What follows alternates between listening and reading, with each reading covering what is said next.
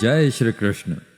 मित्रों, मैं बलवंत सिंह जोधा एक बार फिर से आपका स्वागत करता हूं अनमोल साथी चैनल पर, जहां आप सुन रहे हैं श्रीमद् भगवद गीता की एक शानदार श्रृंखला जिसका नाम है भगवद गीता की सीख।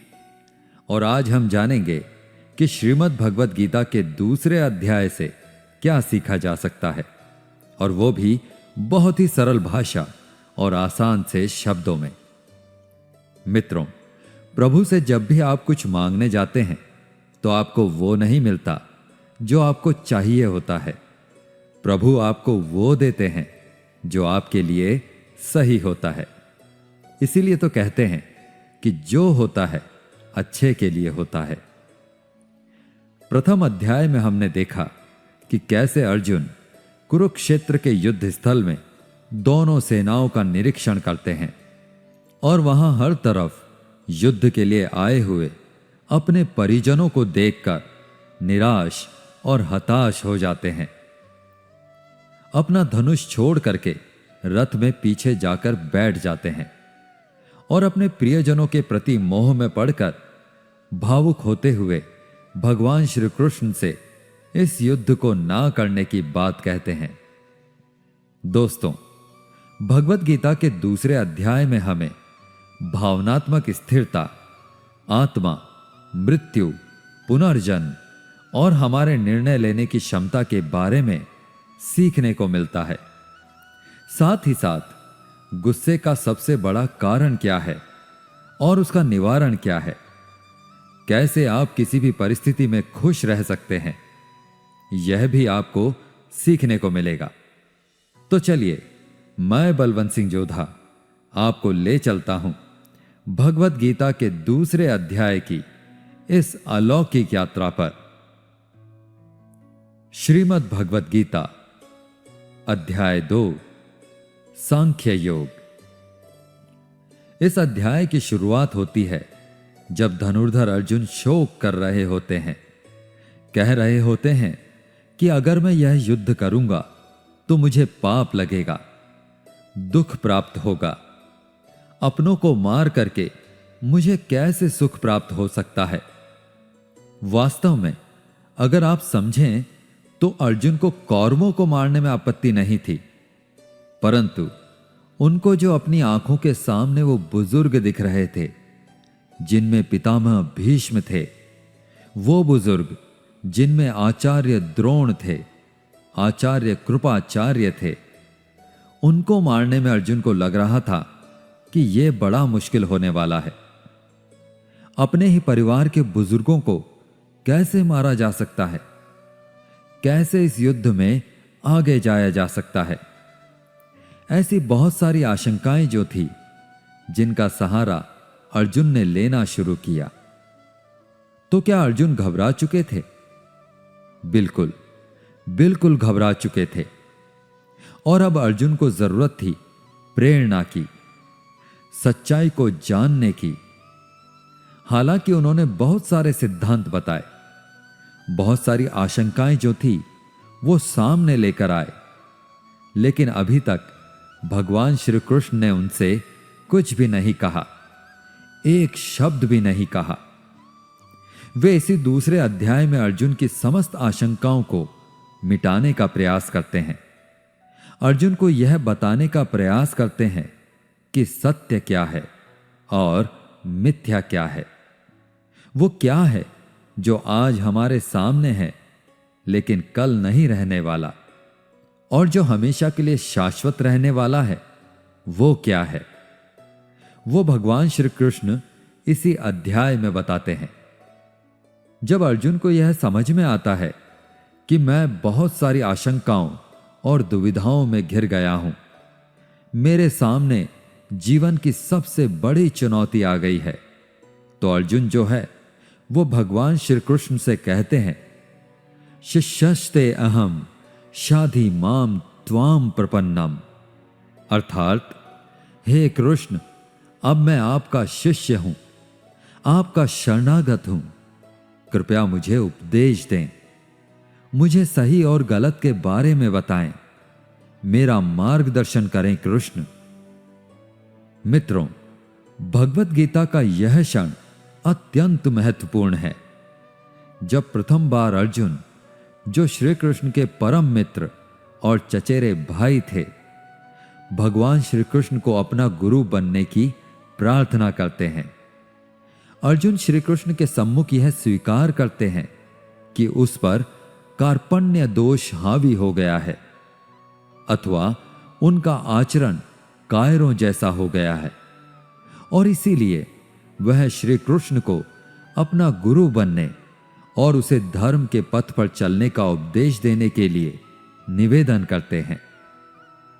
साथियों, जीवन में जब हम बहुत सी चुनौतियों से घिर जाते हैं, तब हमें समझ में आता है कि जीवन का वास्तविक अर्थ समझने के लिए मुझे किसी योग्य और प्रामाणिक सद्गुरु की आवश्यकता है, जो हमें सही मार्ग दिखाकर हमारा मार्गदर्शन कर सके। और अर्जुन के सामने तो साक्षात भगवान स्वयं खड़े थे।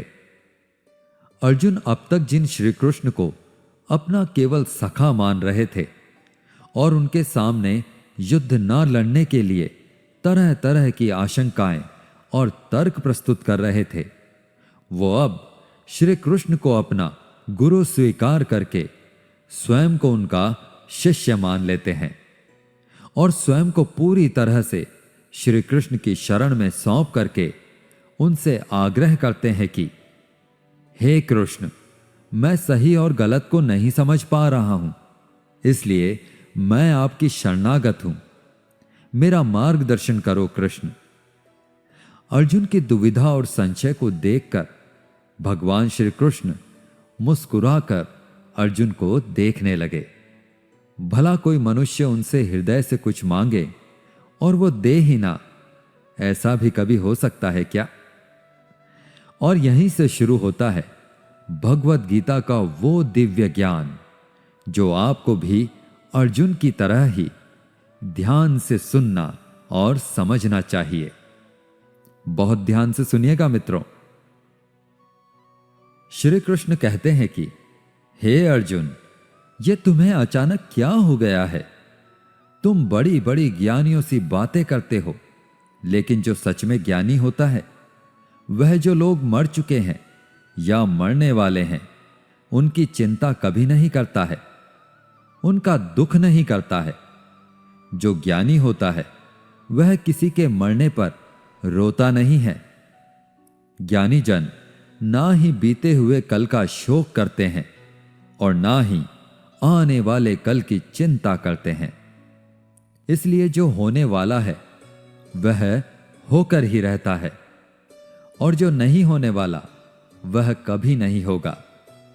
ऐसा निश्चय जिनको समझ में आ जाता है, जिसकी बुद्धि में आ जाता है, उसे कोई दुख नहीं सताता, उसे कोई चिंता नहीं सताती। तुम जैसे योद्धा को किसी दूसरे की मृत्यु को लेकर डरना नहीं चाहिए। और वैसे भी तुम्हें क्या लग रहा है, ये लोग तुम्हारे मारने से मर जाएंगे और तुम ही इनको मारोगे? इन सब लोगों का और तुम्हारा पिछला भी जन्म था और अगला जन्म भी होगा। इसलिए जैसा तुम सोचकर दुखी हो रहे हो, वह ज्ञान तुम्हारा अधूरा है।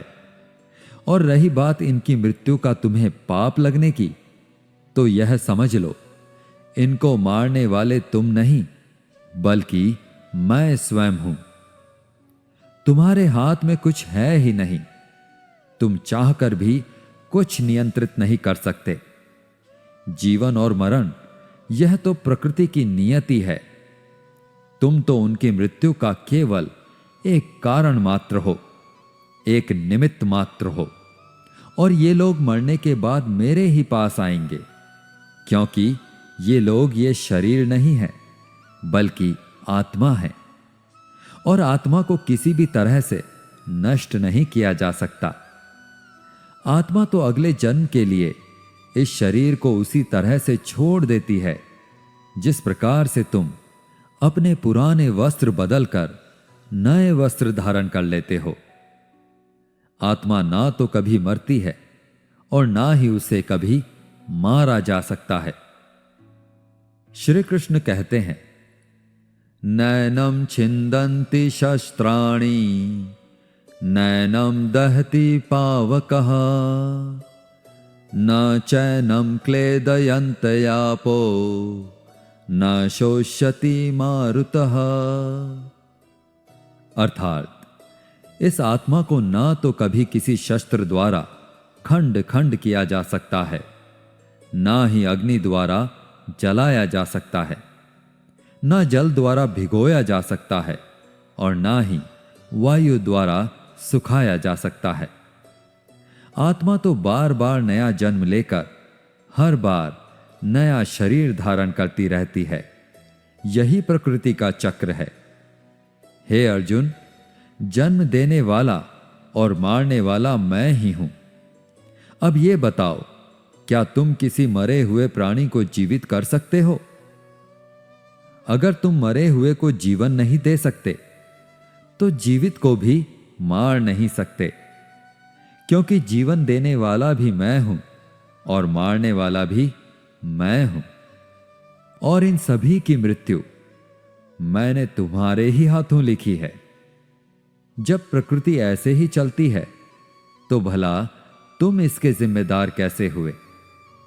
हे अर्जुन, जिस क्षत्रिय को जीवन में युद्ध करने का अवसर प्राप्त होता है वह न केवल भाग्यशाली है, बल्कि उसका तो धर्म और कर्म ही युद्ध करना है। और अगर तुमने ये युद्ध नहीं किया तो इसका मतलब यह होगा कि तुमने अपना धर्म और कर्म अच्छी तरह से नहीं निभाया, और इसलिए तुम्हारे नाम के साथ कलंक जुड़ जाएगा। और तुम्हारे जैसे योद्धा के लिए तो कलंक उसकी मृत्यु से भी बड़ा है। जो अधर्म करता है उसके साथ युद्ध करना एक क्षत्रिय का धर्म है, और अपने धर्म का पालन करना तुम्हें मोक्ष और मुक्ति देगा। यहां बात अपने पराये की नहीं है, यहां बात है धर्म और अधर्म की, बात सही और गलत की है। तुम अपने इस मन से मोह को त्याग दो, नहीं तो सारा जग तुम्हारी निंदा ही करेगा। आज अगर तुम युद्ध नहीं करोगे तो सारा जग तुम्हें नपुंसक और डरपोक कहेगा। जो लोग तुम्हें बहुत सम्मान दिया करते थे वही लोग तुम्हारी बहुत बुराइयां करेंगे, तुम्हारा उपहास करेंगे, तुम्हारी वीरता पर सवाल उठाएंगे। इसलिए अर्जुन, तुम सुख दुख, हार जीत और लाभ हानि को छोड़कर अपने विचारों को स्थिर करो और युद्ध के लिए धनुष उठाओ, जिससे या तो तुम युद्ध में मारा जाकर मेरी ही शरण में आ जाओगे या फिर विजेता बनकर धरती पर ही सुख भोगोगे। हे अर्जुन, तुमने आज तक जितना भी सीखा है वो मेरे इस दिव्य ज्ञान के आगे बहुत छोटा है। आगे श्री कृष्ण बोलते हैं, कर्मणेवाधिकारस्ते मा फलेषु कदाचन मा कर्म फल हेतुर्भूर्मा ते संगो अस्त्व कर्मणि। अर्थात तुम्हें अपने निश्चित कर्मों का पालन करने का अधिकार है, लेकिन तुम अपने कर्मों के फल प्राप्त करने के अधिकारी नहीं हो। तुम स्वयं को अपने कर्मों के फलों का कारण मत मानो और न ही अकर्मा रहने में आसक्ति रखो। तुम कर्म करने से पहले ही उसके परिणाम के बारे में सोच रहे हो, जबकि तुम्हें यह जान लेना चाहिए कि फल देने वाला मैं हूं और कर्म करने वाले हो तुम। तुम अपना काम करो, मैं अवश्य अपना काम करूंगा। इस बात पर अर्जुन ने श्री कृष्ण से सवाल किया कि आपने मुझे अपने विचारों को स्थिर रखने, यानी कि अपनी भावनाओं और सोच को नियंत्रित करने को कहा है, तो ये मैं कैसे करूं? इस पर श्री कृष्ण कहते हैं कि जो व्यक्ति अपने मन की सभी इच्छाओं और अपने सभी कर्मों के फल के बारे में सोचना बंद कर देता है, वही स्थिर बुद्धि कहलाता है। ऐसे व्यक्ति को ना तो स्वयं के साथ बुरा होने से दुख होता है और ना ही किसी अच्छे काम की अत्यधिक प्रसन्नता होती है। जिसके मन से हर प्रकार का डर, भावना और क्रोध नष्ट हो गए हैं, जो शुभ अशुभ के चक्कर से बाहर निकल गया है, जो इस प्रकार से अपनी इच्छाओं को वश में कर लेता है जैसे कोई कछुआ खुद को खुद में ही समेट लेता है, उस मनुष्य की बुद्धि स्थिर हो जाती है। क्योंकि अपनी इच्छाओं के बारे में सोचते रहने से हमें वो इच्छाएं अच्छी लगने लगती हैं। इच्छाएं अच्छी लगने लगती हैं तो फिर उन इच्छाओं को पूरा करने का मन करता है। परंतु जब उन इच्छाओं को पूरा करने में कोई रुकावट आती है तो फिर हमें क्रोध आता है और क्रोध आने से मनुष्य पागल हो जाता है और फिर वह अपना कर्म और धर्म भूलकर स्वयं ही अपनी स्थिति से नीचे गिर जाता है। परंतु अगर कोई अपनी इच्छाओं को वश में कर लेता है और उनका सेवक नहीं बनता है तो उसका अंतर्मन शुद्ध रहता है और उसके दुख का अंत हो जाता है। और जब उसके सब दुख ही समाप्त हो जाते हैं तो उसकी बुद्धि स्थिर हो जाती है। परंतु जिसकी इच्छाएं और कामनाएं उसके मन से नहीं जाती हैं, वो मनुष्य कभी शांति नहीं पाता। और जब शांति ही नहीं पाएगा तो वो खुश कैसे रहेगा भला? उसकी हालत तो उस नाव की तरह होती है जिसको उसकी इच्छाओं की हवा किसी भी दिशा में बहाकर ले जा सकती है। स्थिर बुद्धि वाला प्राणी तो उस समुद्र की तरह होता है जिसमें चाहे कितनी ही नदियां आकर मिलें, फिर भी उसे कोई फर्क नहीं पड़ता। और इसी तरह का स्थिर बुद्धि वाला प्राणी मृत्यु के बाद मेरी ही शरण में आता है। दोस्तों, आप में से बहुत सारे लोग ऐसे होंगे जिन्होंने अपने प्रियजनों को खोया होगा। और आज तक आप लोगों में से जिसने भी अपने किसी प्रियजन को मृत्यु के द्वारा इस संसार से नहीं खोया है, उसको भी यह जान लेना चाहिए कि उनके जीवन में भी उनके किसी सबसे प्रिय, यहां तक कि स्वयं उनकी भी मृत्यु एक दिन जरूर होगी। लेकिन इसमें उदास होने की कोई बात नहीं है, क्योंकि खुद भगवान ने ही कहा है कि हम अपने जन्म से पहले भी इस दुनिया में नहीं थे और मृत्यु के बाद भी नहीं रहेंगे। लेकिन उस समय हम किसी न किसी रूप में इस ब्रह्मांड में जरूर रहेंगे और इसलिए हमें मौत से नहीं डरना चाहिए, क्योंकि या तो हमारा पुनर्जन्म होगा या फिर हम परमात्मा में हमेशा के लिए मिल जाएंगे। और जब सब लोग आखिर में एक ही जगह मिल जाएंगे तो फिर क्या भावुक होना। और यही तो प्रकृति का नियम भी है। हम सिर्फ ये शरीर मात्र नहीं है जो हमें डरने की जरूरत हो। हम आत्मा हैं और उस परमात्मा का ही एक अंश हैं जिसको हम भगवान कहते हैं। और अगर हमें बनाने वाले भगवान हैं तो फिर हमें उनसे ही मिलने का प्रयत्न करना चाहिए। यह दुनिया तो मात्र उस ईश्वर का एक माया जाल है। दोस्तों, अर्जुन मोह में फंस चुके थे और इसलिए कोई भी निर्णय नहीं ले पा रहे थे।